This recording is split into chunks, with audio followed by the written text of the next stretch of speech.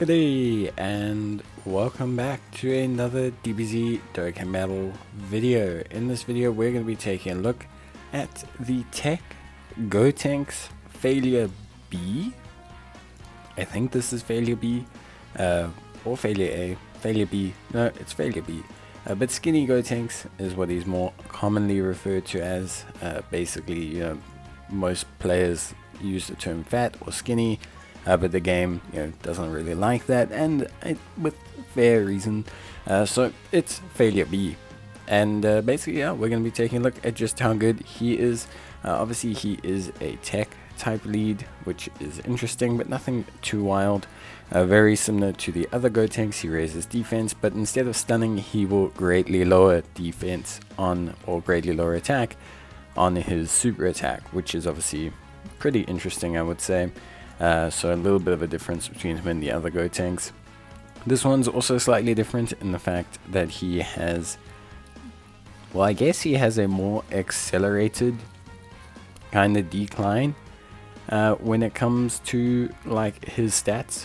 So he gains attack and defense per orb, but that will decrease by -2% every turn, and in turn he will obviously gain less per orb.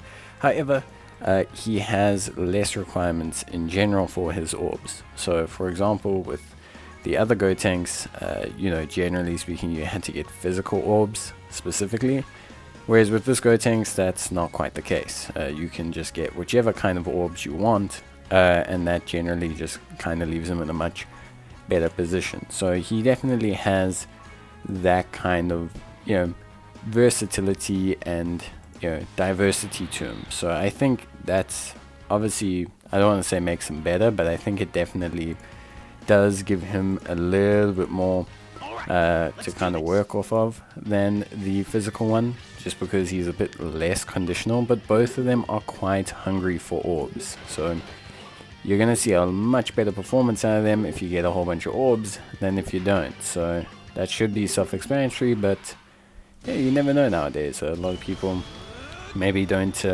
realize that, but yeah, basically he is, for lack of a better term, a decent unit. I think him and Gotenks, what's really nice about them is that obviously, well, him and Gotenks A is that they obviously came with their own kind of like pairing, at least. So they pair perfectly with each other, which is great.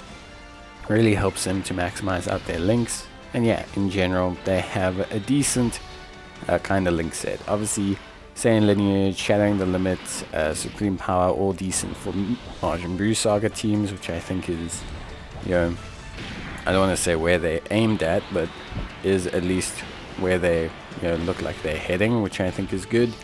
And obviously, they have Fused Fighter, which helps them on a fused team. So all in all, they look decent. I don't want to say they look incredible, but they do look like a lot of fun.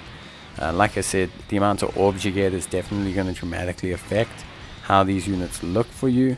If they look great, it's going to be because you got a decent chunk of orbs.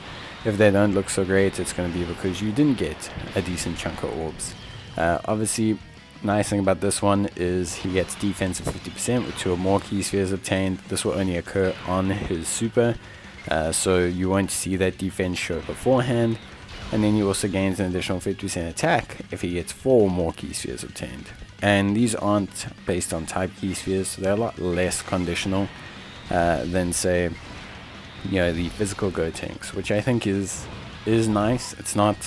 Doesn't make him better, but I think it makes him a little bit less restricted or restrictive in terms of his use, which I think is good overall and will lead to him just being a better unit in general. So yeah, I think overall I would say he's probably on the pretty decent side.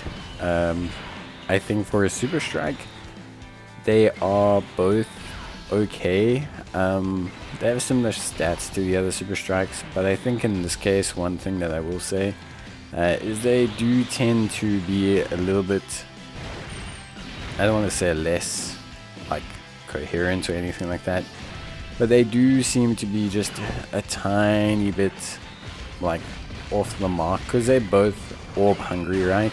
It does affect their performance together, because you want to get orbs together. You want to get, you know, each of them to have a lot of orbs. Neither of them are orb changes, so this is, you know, obviously just something you have to deal with. It's not really a super quick fix or anything like that. It's not really a solution you can easily kind of overcome. It just is what it is. You know, you have to essentially like live with that fact. But here we are, some decent orbs. Obviously, you know, good pairing up here, some nice support. Probably best case scenario for them. Some decent attack stats as well. Obviously, we've lost some attack and defense now by this point, which I want to say is understandable, but yeah, it is part of the process as well. So, yeah, that is definitely something you have to kind of accept. They do get slightly worse, but luckily minus 10% is not, it's not huge. It's not like a make or break kind of deal. It's not like, wow, you know, minus 10%, I'll never recover. It's really not that bad. So I think for me at least, it's like, okay, you know, I can make this work. I can, you know, still use them in the long term, but because they orb changes, there's definitely a little bit of a limitation kind of running around with them. But yeah, that is what it is. I think in general they still are a lot of fun to use. I think they're going to be great in Super Battle Road type situations, where you can use those debuffing abilities, where you can use those abilities like stunning, like debuffing, and yeah, I think in general you're going to have a decent time. Is it, you know, the best case scenario for them? Not quite, but I think overall, at least for me, I found them to be pretty decent. So yeah, overall I would say solid enough without being overtly spectacular. But yeah, definitely good usability for SBR and ESBR. Link set wise, they have a super strong link set when you measure them up together, very strong attacking wise, which is good. In terms of other units, there's not too much here. There's Shattering the Limit, which will be great for other fusion, other free-to-play units. As always, that's, you know, that's how Shattering the Limit works. But yeah, in general, I would say there's not anything here that's going to make you go crazy. It's not like they're super units, you know. They don't have big red bosses, they don't have things like that. And I say they a lot because the two units are pretty much interchangeable. But link leveling gives you a little bit. Attack and defense comes from Sand Lineage, Fused Fighter. They do heal off of Fusion Failure, which is interesting. Supreme Power gives you some more attack and defense.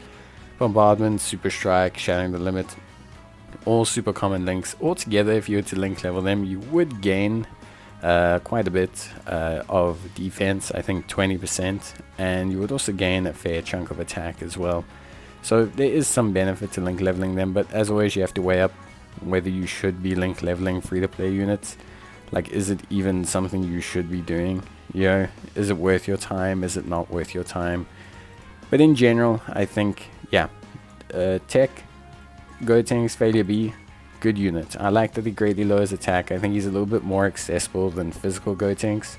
Gotenks A, I think he's just a little bit easier to use, but I think also he does net out having a slightly lower kind of ceiling, because, you know, he's got less crit chance overall, he's got less boosts overall. So although he's a bit more accessible, his ceiling's a bit lower than physical Gotenks A, but I think in general both are solid. You know, I would rate them both the same. I think they're both just for different kind of things, and I think, yeah, in general he looks pretty good. But other than that, I'll let you guys let me know what you think, and I'll see you guys in the next video. Till then, take care, stay safe, and as always, see you guys next time. Bye.